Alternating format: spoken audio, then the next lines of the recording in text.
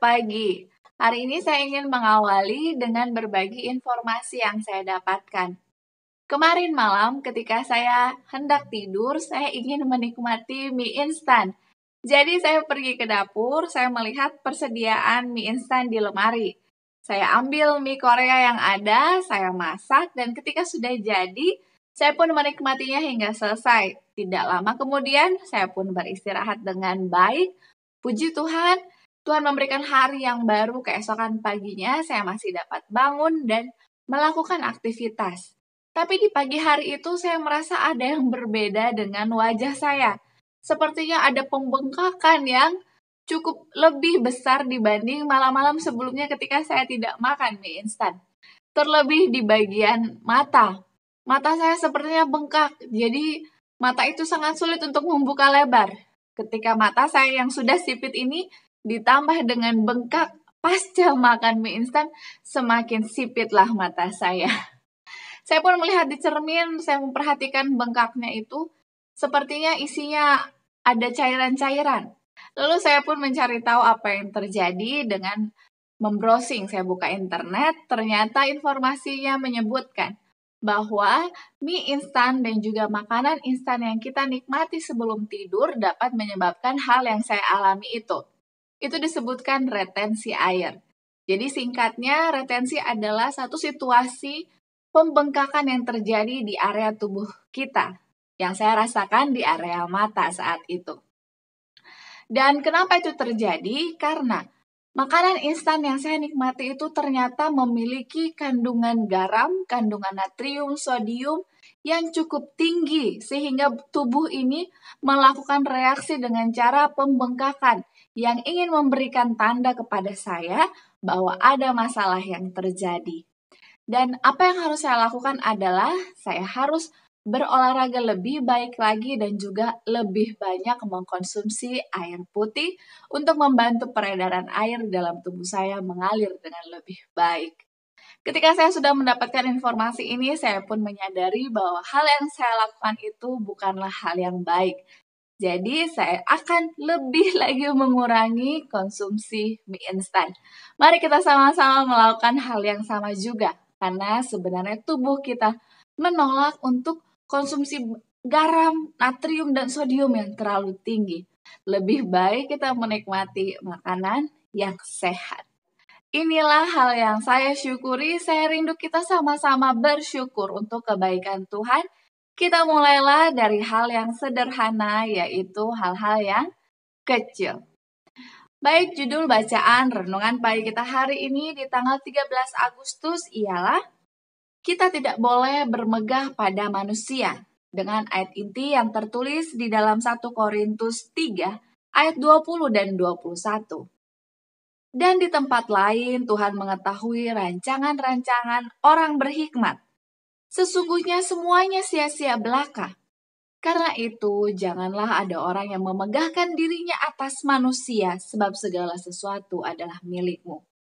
Penjelasannya, kita hidup pada zaman percabulan. Para pria dewasa dan pemuda tidak segan berbuat dosa. Dan kecuali dibentengi dengan prinsip yang teguh, kecuali lebih hati-hati memilih teman-teman bergaul dan bacaan yang mengisi pikiran, mereka akan bergaul dengan masyarakat yang moralnya sebejat moral penduduk Sodom. Para pemuda kita akan menghadapi cobaan di mana saja, dan mereka harus dididik agar senantiasa bergantung pada kuasa yang lebih tinggi, pengajaran yang lebih tinggi, daripada yang dapat diberikan oleh manusia yang fana. Di mana saja ada penghina Tuhan kita, yang perilakunya melemparkan cemoohan terhadap kekristenan. Mereka yang tidak punya kuasa moral tidak dapat berdiri membela kebenaran. Mereka tidak punya keberanian berkata, kecuali percakapan seperti itu dihentikan, aku tidak dapat berada di hadapanmu. Yesus penebus dunia adalah juru selamatku. Padanya terpusat harapanku akan hidup kekal. Tetapi inilah caranya untuk mendiamkan mereka. Jika Anda membantah mereka, mereka akan punya argumentasi untuk menghadapi Anda. dan tidak ada lagi yang dapat dikatakan untuk menyentuh mereka. Tetapi kalau Anda hidup bagi Kristus, jika Anda punya persekutuan yang teguh dengan Allah di surga, Anda dapat melakukan sesuatu yang gagal diperbuat oleh argumentasi. Tidak ada pandangan yang paling menyedihkan selain daripada mereka yang ditebus oleh darah Kristus. Mereka yang dipercayakan talenta-talenta agar dapat memuliakan Allah. Sebaliknya, mengejek pekabaran-pekabaran yang disampaikan kepada mereka melalui Injil. Menyangkal keilahian Kristus dan percaya pada pertimbangan fana mereka sendiri dan pada argumentasi tak berdasar. Jika diuji dengan penderitaan, jika dihadapkan kepada kematian, maka semua pemikiran keliru yang telah mereka yakini akan mencair bagaikan kabut di terik panas matahari. Harapan Kristiani laksana, jangkar jiwa, pasti, dan tetap.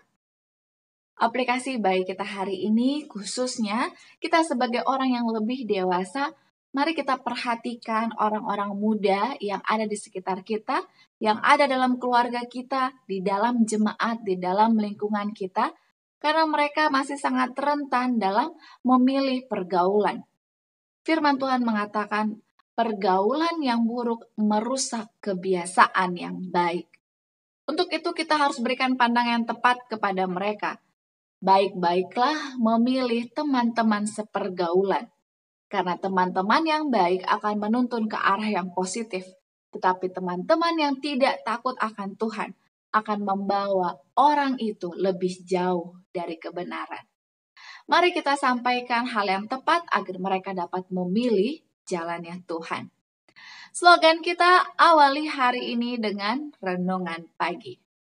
Untuk firman Tuhan pagi ini, saya mengajak kita bersama untuk bersatu di dalam doa. Kita berdoa. Bapa kami yang baik, selamat pagi. Terima kasih banyak ya Tuhan. Tuhan terus berkomunikasi kepada kami melalui firman. Dan kami semakin dikuatkan. Terlebih ketika kami mengingat kembali pengalaman berjalan bersama Tuhan. Biarlah kami juga boleh meneruskan pengalaman itu, kami bagikan kepada anak-anak muda. Agar mereka pun turut merasakan pengalaman rohani bahwa dengan mengutamakan Tuhan, dengan memilih sahabat karib yang baik, teman-teman dalam pergaulan, akan menuntun mereka kepada hal-hal yang positif. Begitu juga sebaliknya. Bantulah para anak muda dalam generasi kami, Bapak, untuk boleh membuat pilihan yang tepat, dan mereka dapat Engkau gunakan menjadi alat Tuhan, menyampaikan kebenaran kabar baik firman-Mu ke lebih banyak lagi orang, dan nama Tuhan semakin ditinggikan. Kami juga rindu untuk mendoakan usulan doa dari Ibu Erlin Bong. Tuhan berkatilah ibu ini dalam keluarganya, dalam pekerjaannya, terlebih karena begitu besar kasih-Nya kepada anak-anak. Biarlah Tuhan boleh berikan berkat yang lebih lagi kepada seluruh anak-anak dalam menggapai cita-citanya, dalam pendidikan, sehingga mereka boleh dikaruniai hikmat untuk boleh membuat pilihan yang tepat dalam segala sesuatu dalam hidup masa muda mereka. Terima kasih banyak, Tuhan akan menjawab doa kami sesuai dengan yang terbaik pada pemandangan Tuhan. Inilah doa kami, di dalam nama Yesus kami berdoa. Amin. Terima kasih banyak. Jika ada di antara Anda, ada yang ingin turut didoakan, Anda dapat menuliskan usulan doa Anda di kolom komentar di bawah ini. Sampai berjumpa lagi esok hari. Tetaplah bersekutu di dalam doa dan kita menjaga kesehatan kita semua. Tuhan memberkati. Amin.